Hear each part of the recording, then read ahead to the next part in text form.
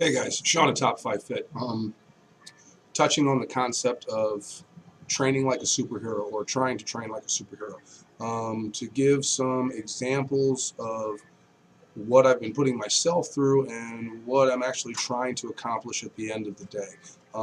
We start off with about anywhere, so far we've been ranging 6 days out of the week, 3 to 5 miles each morning. That usually starts at about 4:15, 4:30 or so. We hit the road and get back in. That's anywhere time-wise too. I really am not a fast runner, so right around 12-minute 13-minute per mile pace. But for what I'm trying to get done, that pace suffices. I don't care. I just need to cover ground and not destroy my body in the process.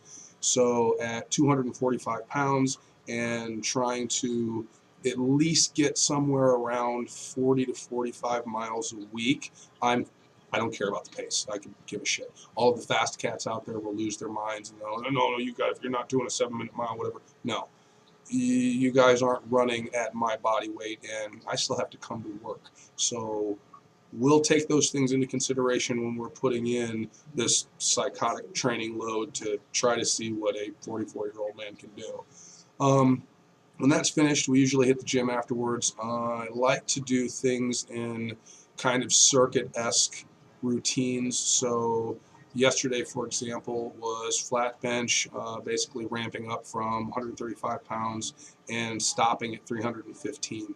315 is a big number for me. I like that on my bench. I like that on my squat. I like that on my deadlift, primarily because I don't really need a spot. So, and I'm patient, so I'm not constantly pushing the load.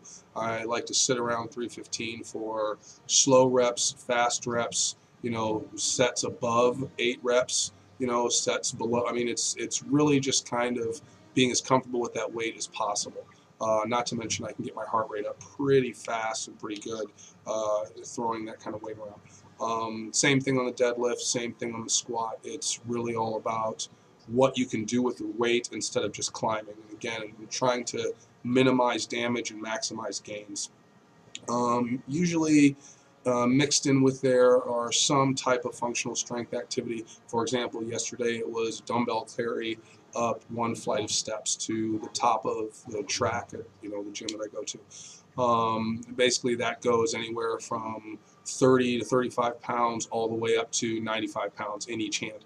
And that's just an up and down and back. And the idea is no matter what happens when the trail race season comes, and that's actually something I'm going to be going after, I've got to get used to carrying load. And the average weight of my Camelback for fluids full is usually right around 6 pounds, 7 pounds or so.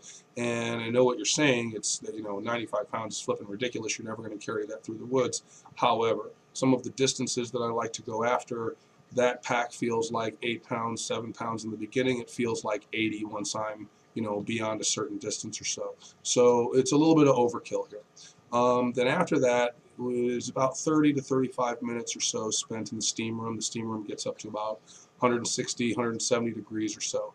I like to keep the steam going. It usually pisses off everybody else that comes in, but I do that primarily for cleansing, cleaning out the lungs and being able to actually sit comfortably in such a hot environment. A few years back, I ran a race that was pretty much it was in the 90s the entire day, and it was about a 12-hour, 13-hour day, and the heat really took a toll, and I kind of swore that would never be an issue again. So that steam room is paramount. That needs to be in. You'll hear me say that a lot. That will come up in many, many, many, many training sessions because it just kind of capped things off nicely as far as whatever I've accomplished as far as that day, the training day is concerned. Intake wise, trying to sit around a gallon and a half of water.